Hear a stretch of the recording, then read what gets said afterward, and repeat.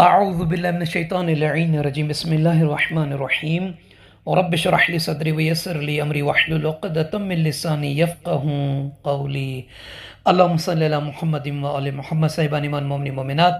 دعا ہے پروردگار عالم آپ سب کو اپنی حفظ و امان میں رکھے۔ خداوند کریم آپ سب کے مال و رزق میں خیر اور برکت عطا فرمائے۔ آپ میں سے ہم میں سے جو بھی مومن مومنات بیمار ہیں، پریشان ہیں، دکھی ہیں، تکالیف میں ہیں، خداوند عالم ان کی بیماریوں کو، ان کے دکھوں کو، ان کی تکالیف کو، پریشانیوں کو دور فرمائے۔ خداوند کریم آپ سب کے مال و رزق میں خیر اور برکت عطا فرمائے، آپ سب کے مرحومین مرحومات کی مغفرت فرمائے۔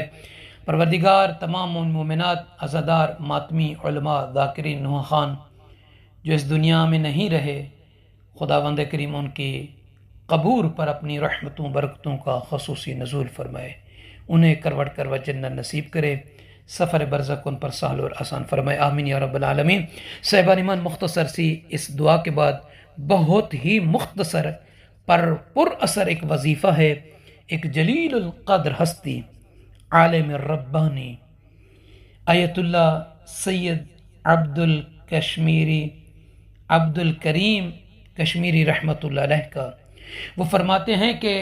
ہندوستان کے علماء سے ایک عالم دین جو سادات فیملی سے تھے، جب وہ زیارت کرنے نجف اشرف کی سرزمین پر مولا کائنات کی تشریف لائے، یہاں پہنچے، فرماتے کہ میں اپنے والد گرامی کے ساتھ ان سے ملنے کے لیے، جیسے ایک مومن کی زیارت کرنے جاتا ہے، کے لیے گئے، وہاں ان سے ملے، لقاء ہوئی، ملاقات ہوئی۔ تو اس ملاقات کے دوران وہ فرماتے ہیں کہ قالہ ھذا العالم الہندی الجلیل، کہ یہ جلیل القدر عالم ہندی سید بزرگوار جو زائر امیر المومنین علیہ السلام ہے، وہ کہنے لگے کہ ہمارے ہاں مہمان بہت آتے رہتے ہیں، مہمانوں کی تعداد جو ہے ہمارے ہاں بہت زیادہ ہوتی ہے، اور میری بیوی جو ہے مہمانوں کے کثرت پر جو ہے وہ پریشان نہیں ہوتی، جتنے بھی مہمان ہیں اور وہ جتنا بھی کھانا بناتی ہے تو وہ کھانا ہر مہمان کی تعداد کے برابر بنتا تھا، اور ہر ایک مہمان کو اس کا حصہ اس کی مقدار کے مطابق ملتا تھا۔ یعنی وہ یہ بتانا چاہ رہے تھے کہ میری بیوی کو مہمانوں کی تعداد کا پتہ نہیں ہوتا تھا، 100 ہے، مثلا 100 ہے، 20 ہے، 30 ہے، کتنے ہیں، وہ کھانا بناتی، لیکن جب کھانا بڑھتا تھا ان کو دیا جاتا تھا، ان کی خدمت میں پیش کیا جاتا مہمانوں کی، تو ہر ایک مہمان کے حصے کا کھانا اس کو ملتا تھا۔ تو وہ فرماتے ہیں کہ یہ جو ہے ہمارے ہاں اللہ کی طرف سے خیر تھی اور برکت تھی، کہ یہ خیر اور برکت ہمیشہ ہمارے ہاں متوافر رہی، یعنی برقرار رہی ہے، آج تک ختم نہیں ہوئی۔ جب ان سے اس سبب کے بارے میں بھی، سبب کیا ہے کہ مہمان بھی اتنے بغیر گنے تعداد شمار کیے کھانا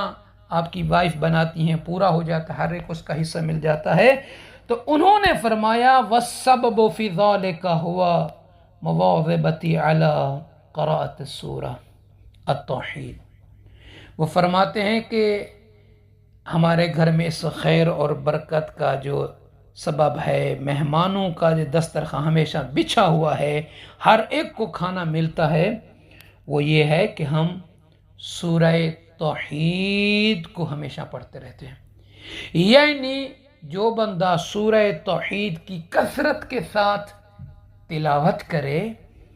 اس کے رزق میں کمی نہیں آتی، اس کے رزق میں اضافہ ہوتا ہے، اس کے رزق میں خیر ہوتی ہے، اس کے رزق میں برکت ہوتی ہے، جو سورہ توحید کی تلاوت کرتا رہے۔ اور ویسے بھی اگر کوئی سورہ توحید کو 3 مرتبہ پڑھے تو اسے ختم قرآن کا ثواب ملتا ہے، اجر اس کے نامہ اعمال میں لکھا جاتا ہے۔ اور ایک اور مختصر سا وظیفہ ہے قرآنی مختصر سی آیت کا، کہ اگر کوئی شخص چاہتا ہے کہ اس کا رزق زیادہ ہو، وافر مقدار میں اسے ملے، تو فرماتے ہیں اس بندے کو چاہیے بسم اللہ الرحمن الرحیم وَمَن يَتَّقِ اللَّهَ يَجْعَل لَّهُ مَخْرَجًا وَيَرْزُقْهُ مِنْ حَيْثُ لَا يَحْتَسِبُ وَمَن يَتَوَكَّلْ عَلَى اللَّهِ فَهُوَ حَسْبُهُ إِنَّ اللَّهَ بَالِغُ أَمْرِهِ قَدْ جَعَلَ اللَّهُ لِكُلِّ شَيْءٍ قَدْرًا۔ اس آیہ مبارکہ کو ہر نماز کے بعد،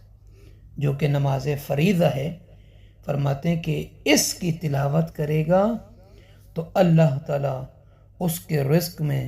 اضافہ فرمائے گا، اس کا رزق زیادہ ہوگا، اور یہ جو عمل ہے فرماتے ہیں فَهِيَ مُجَرَّبَةٌ،